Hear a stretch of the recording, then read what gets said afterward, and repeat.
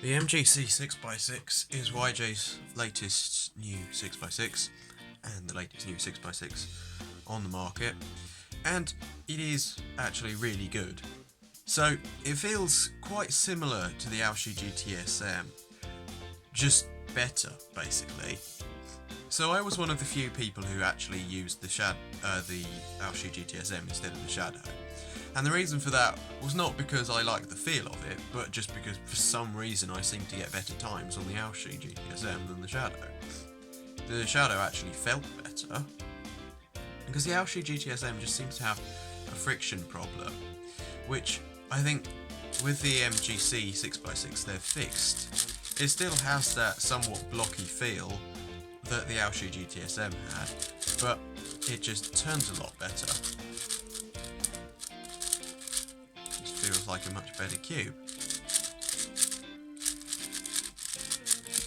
And in trying this out, I've basically become globally sub 2 on 6x6, which is really nice, because that puts me, what, probably top 3 in the UK, I don't know yet. Almost.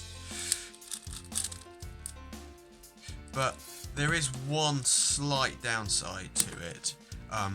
It has a slight popping problem.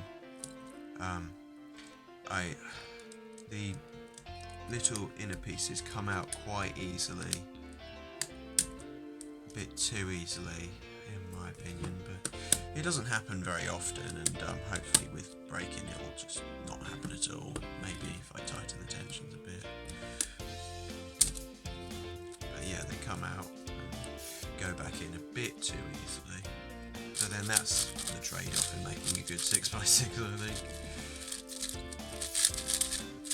Unlike the MGC Elite, I should point out there are no special features, it's just a regular 6x6. I mean,